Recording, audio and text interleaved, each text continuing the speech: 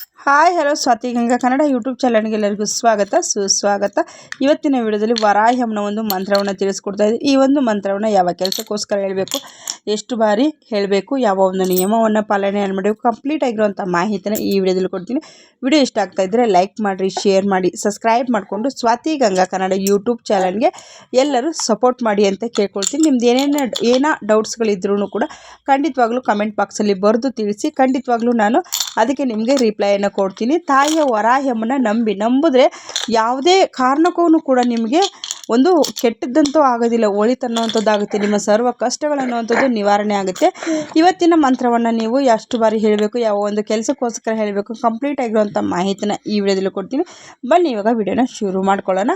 ನೋಡಿ, ವಾರಾಹಿ ಅಮ್ಮನ ಮಂತ್ರಗಳು ತುಂಬ ಸಣ್ಣದಾಗಿ ಚಿಕ್ಕದಾಗಿ ಇರುತ್ತೆ. ಬಟ್ ಆದರೆ ಕೆಲಸ ಆಗುವಂಥದ್ದಂತೂ ಮಿರಾಕಲ್ ರೀತಿಯಲ್ಲಿ ನಮಗೆ ಕೆಲಸ ಅನ್ನುವಂಥದ್ದಾಗುತ್ತೆ.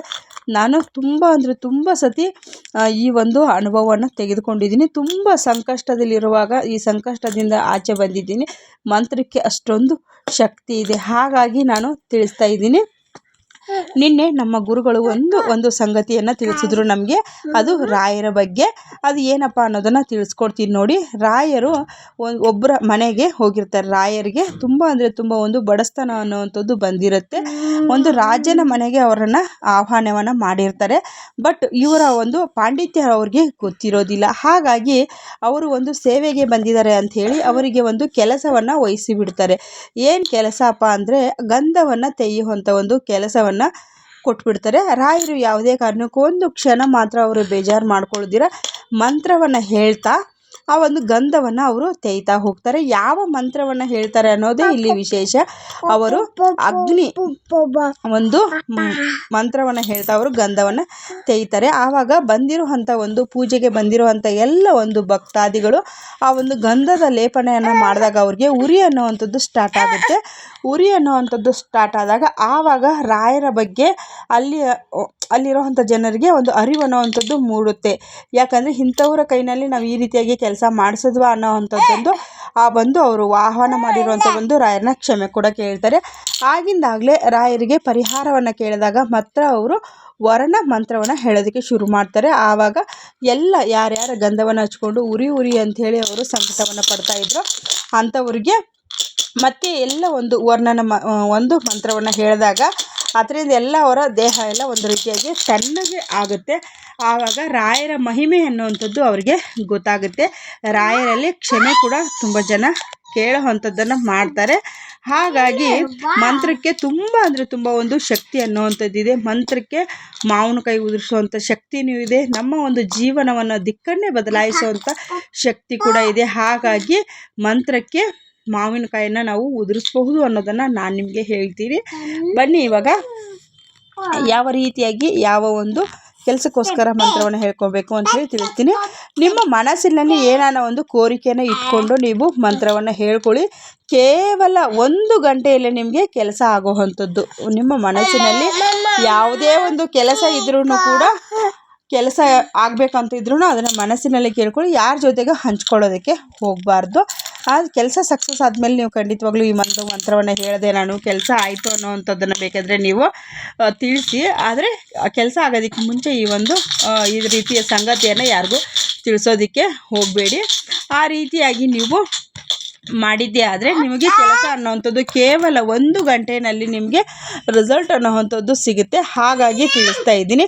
ಮಂತ್ರ ತುಂಬ ಸರಳವಾಗಿದೆ ಮತ್ತು ತುಂಬ ಪವರ್ಫುಲ್ ಆಗಿರುವಂಥ ಮಂತ್ರ ಅಂತಲೇ ಹೇಳ್ಬೋದು. ಹಾಗಾಗಿ ವರಾಹಿ ಅಮ್ಮನ ಬಗ್ಗೆ ತುಂಬ ಕೇಳ್ತಾ ಇದ್ದೀರಿ.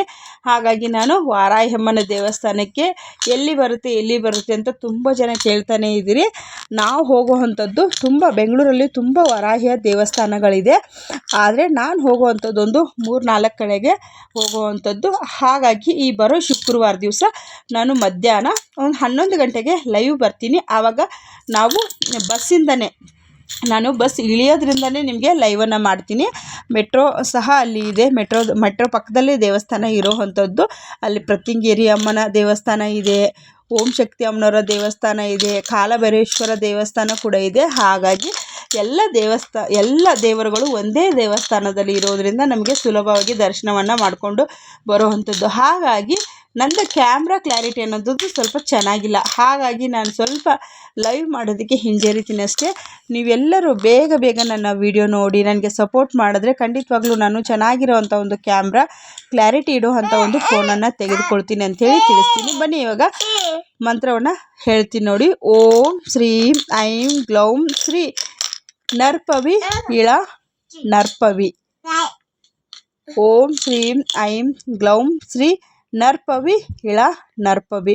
ಓಂ ಶ್ರೀಂ ಐಂ ಗ್ಲೌಂ ಶ್ರೀ ನರ್ಪವಿ ಇಳ ನರ್ಪವಿ ಅನ್ನುವಂಥ ಒಂದು ಬೀಜಾಕ್ಷರಿಯ ಮಂತ್ರವನ್ನು ಕೇವಲ ಒಂದು 11 ಬಾರಿ ಹೇಳಿದರೆ ಸಾಕಾಗುತ್ತೆ. ಖಂಡಿತವಾಗ್ಲೂ ನೀವು ಏನೇ ಒಂದು ನಿಮ್ಮ ಮನಸ್ಸಿನಲ್ಲಿ ಕೋರಿಕೆ ಇಟ್ಟರೂ ಕೂಡ ಆ ಕೋರಿಕೆ ಅನ್ನುವಂಥದ್ದು ಈಡೇರುತ್ತೆ. ಹಾಗಾಗಿ ನೀವು ಕೇವಲ 1 ಗಂಟೆಯಲ್ಲಿ ನಿಮಗೆ ಪರಿಹಾರ ಖಚಿತವಾಗಿ ಸಿಗುವಂಥದ್ದು. ಹಾಗಾಗಿ ಈ ಒಂದು ನಿಯಮ ಏನಪ್ಪ ಅಂದರೆ, ಮಾಂಸಾಹಾರವನ್ನು ತಿಂದು ತಾಯಿಯ ಮಂತ್ರವನ್ನು ಹೇಳೋ ಹಾಗಿಲ್ಲ. ತಾಯಿ ಬಂದು ಶಾಕಾಹಾರಿ. ಮತ್ತು ನೀವು ಇನ್ನೊಂದು ದಿನ ಸ್ನಾನ ಮಾಡಿಲ್ಲ ಅಂದರೂ ಕೂಡ ಮಂತ್ರವನ್ನು ಹೇಳ್ಕೊಳ್ಬಹುದು. ಹೆಣ್ಮಕ್ಳು ಅವರ ಮಾಸಿಕ 5 ದಿನಗಳ ಕಾಲ ಮಂತ್ರವನ್ನು ಉಚ್ಚರಿಸಲಬಾರ್ದು.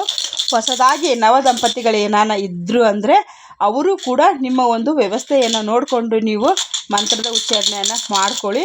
ನಿಮ್ಮ ಮನಸ್ಸಿನಲ್ಲಿ ಏನೇ ಒಂದು ಕೋರಿಕೆ ಇದ್ದರೂ ಕೂಡ ಖಂಡಿತವಾಗ್ಲೂ ಅದು ಅತಿ ಶೀಘ್ರವಾಗಿ ಕೇವಲ 1 ಗಂಟೆಯಲ್ಲಿ ಜರುಗುವಂಥದ್ದು. ಹಾಗಾಗಿ ನಿಮಗೆ ಏನೇ ಒಂದು ಗುಪ್ತವಾಗಿ ಹೇಳ್ಕೊಳ್ಳಿ, 1 ಗಂಟೆಯಲ್ಲಿ ಪರಿಹಾರ ಖಚಿತವಾಗಿ ಸಿಗುತ್ತೆ.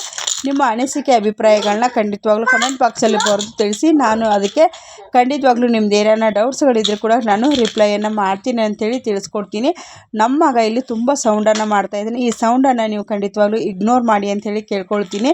ಯಾಕಂದರೆ ಮಕ್ಕಳಿರೋ ಮನೆ ಹಾಗೆ ಅಲ್ವಾ. ಹಾಗಾಗಿ ಥ್ಯಾಂಕ್ ಯು ಫಾರ್ ವಾಚಿಂಗ್. ನಮಸ್ತೆ, ಟೇಕ್ ಕೇರ್, ಬಾಯ್.